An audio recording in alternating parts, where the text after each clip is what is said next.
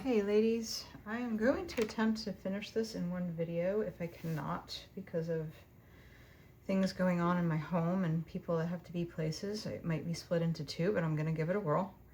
And I had to do it this direction again, like I said, because the formatting wasn't going into iMovie, so that's something I have to look into. But so what I've done is I have my watercolor markers, I have my greens laid out, I have Hooker's green that I'm going to use right now actually to start putting some grasses in here, and I think that'll be dark enough to sort of overlay these flowers that are in the foreground a little bit so that it looks like it's in the foreground of the flowers.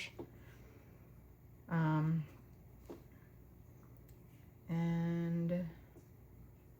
I'll just put a little bit of that in to get that going, so it looks like that part is sort of finishing up and being completed. I might add a little bit of light something or other down the road. We'll see what happens, but for now I just want to get that in there so that little spot is sort of filled in a little bit.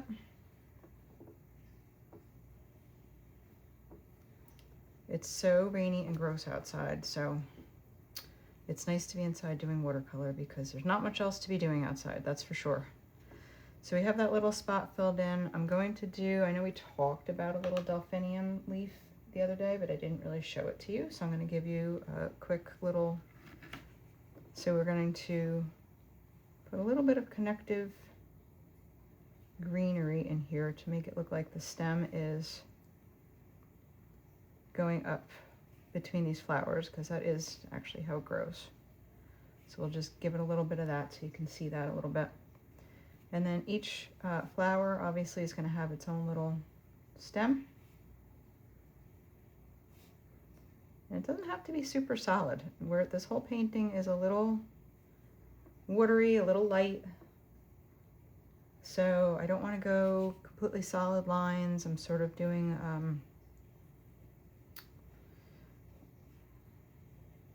like a looser, waterier effect today with all of these things. So we talked about these have little leafy, ferny type leaves. So I am just making this up a little bit. I mean, this is essentially what they look like. So if you look up a delphinium, you'll see that it is basically these shapes.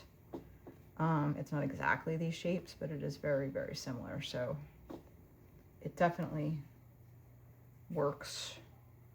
And of course, the further back we go, the lighter things get typically. So we can use a little bit of a lighter green in the back one here. And we're obviously painting behind this flower head here. So we're just gonna paint, maybe it's coming out a little bit from the other side, but we have to go behind that to make it look realistic, because we have things in the foreground, we have things in the background. This flower would be the closest one to us, so this one can get full leaves. We can go a little bit bushier, maybe a little fancier with that one.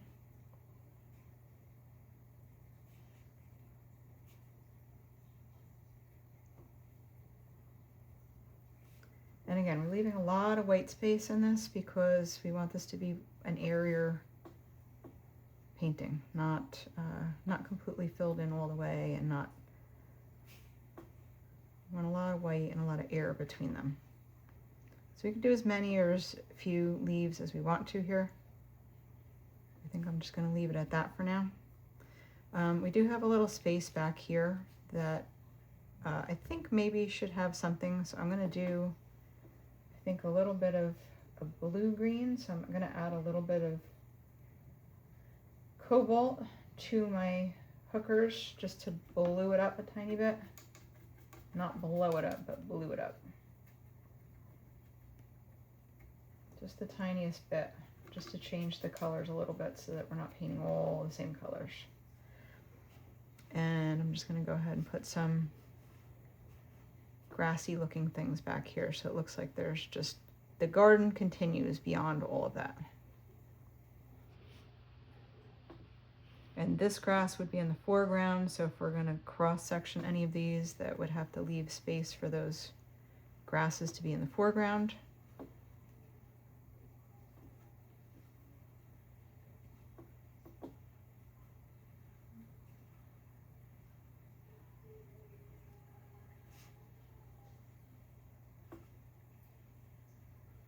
So that just fills that in a little bit, makes it look a little bit more like a continuation of what we're doing here. So now the rest of it basically is going to be that gray mix, which I had mixed up from last week. I'll just pick it up off the floor here. And so as I said, lighter, more water for the tops of the stairs, and then darker, less water, more pigment, excuse me, for the sides of the stairs. So this is now a top of the stair, where last week we did a top and we skipped it and went to a side so that we didn't spread it next to the wet paint and have some runoff. So we'll just go ahead and do the top of this stair now. And they don't have to be all the same color either, because they're all different rocks. So if you have a little lighter on one of them, a little bit darker on one of them, one gets a little bluer, one gets a little browner, that's okay, because they're all separate pieces of rock. So I think we're just going to continue with all the tops right now, and then hopefully when I get to the top, the bottom will be dry enough that we can go ahead and start doing some of the sides. If you hear singing in the background at all, my son just came home from his track meet. It was freezing, and he's in the shower trying to warm up and singing. So if you hear singing, that's what that is. And as I said last week, you could always add a little bit of color to these colors too. So I'm picking up just a tiny bit of purple and adding that in just to add a little bit of interest to that gray if you want to. Maybe I'll add a little bit of magenta to this one. Just, it's not, you know, necessarily realistic, but it's just sort of fun and interesting. And if you're mimicking the colors that are in your painting already, then it just sort of is a follow through of the colors that you're using. So you can do that, or you could just stick with gray. And where these little flowers are sort of hanging out over the stair, you're just going to try to paint around them as best as you can. Oops.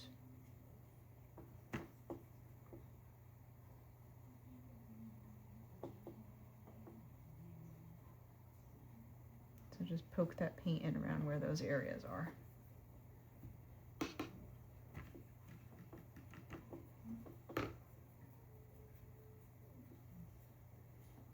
Looks like we have 2 more steps to do here.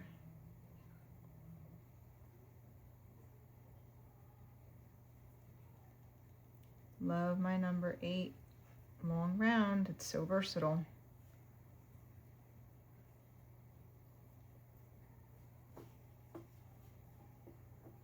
All right, and then we have one more. Here's our top step here.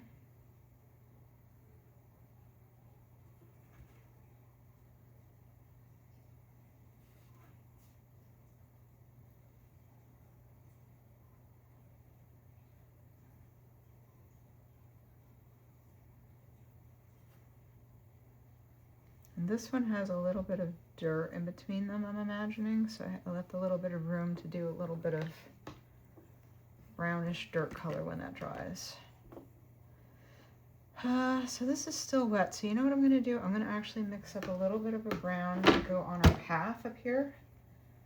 So I'm going to use mostly burnt sienna with maybe just a little bit of burnt umber to create like a medium dirt color. And I'm going to go pretty light on that. I don't want it to be too dark. So here's our dirt path up here. We got to the top of the steps and the dirt path is sort of continuing on beyond that. And I'm trying not to touch my step.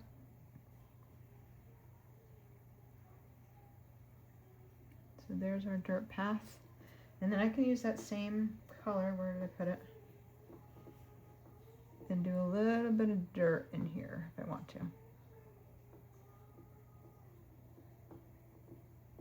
So there's the little dirt patch between those 2 steps.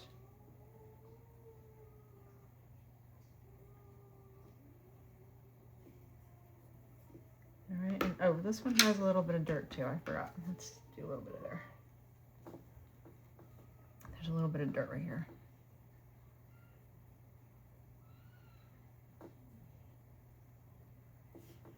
All right. So this is very wet. We can't really go there. We might be able to go here with some darker gray now. So same gray color, just more pigment. So we're going to paint the side of the rock now. So that's the shadow side. Hopefully it doesn't bleed.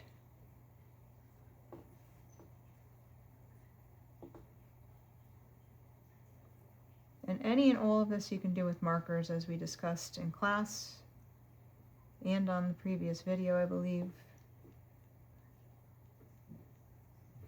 So if these little skinny areas you feel like you would be more comfortable doing it with marker, you can go ahead and do that.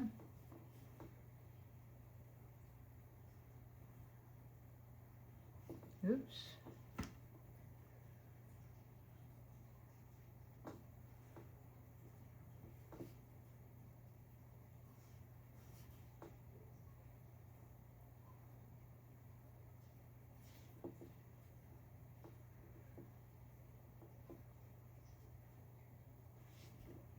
That looks like it's getting pretty dark. I might have to pull that back a tiny bit.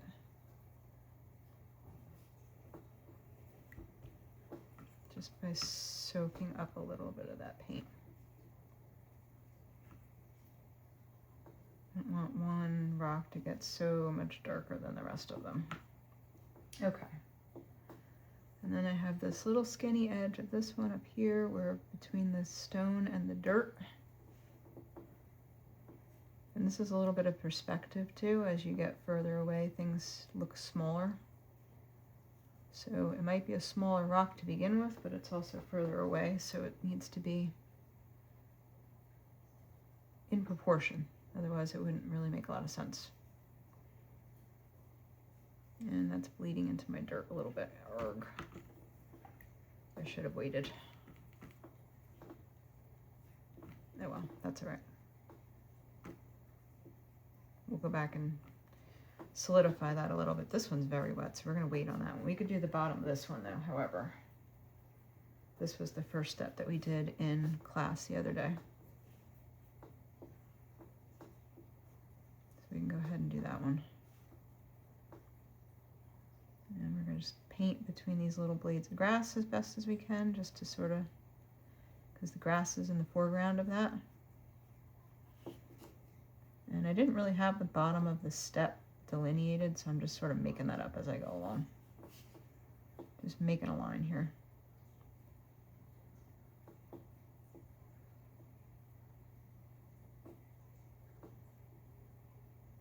All right, so that's that. So I just have to put this little strip in here when it dries. But there's our path, essentially. And I think it looks pretty good. Again, you can add some colors into these grays if you want. You can just leave them gray. That's totally up to you. Oh, I dripped on my delphinium. Look what I did. Oh, I didn't even notice that. Let's see if we can pick some of that up. All right, it's really not terrible. All right, that's not too bad.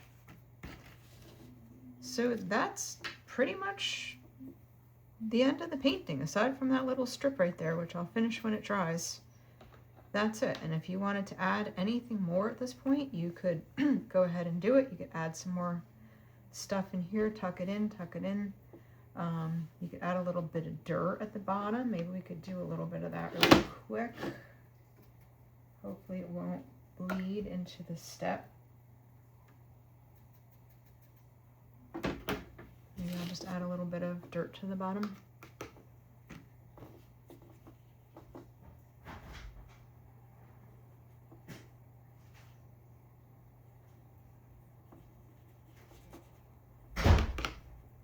And that was my son's door closing. Sorry about that. And there we go. We have now grounded our steps on the earth with some dirt at the bottom. And just sort of let that wash out at the end. And that's it. I hope I just didn't, I did. Oh, I'm sorry about that. I just unframed it. Okay. So that's it. I just put a little bit of dirt in there and washed it out. And I'll go back and do that gray when that dries, and that will be the end of the painting. So I will see you guys on Tuesday. Have a good rest of your weekend.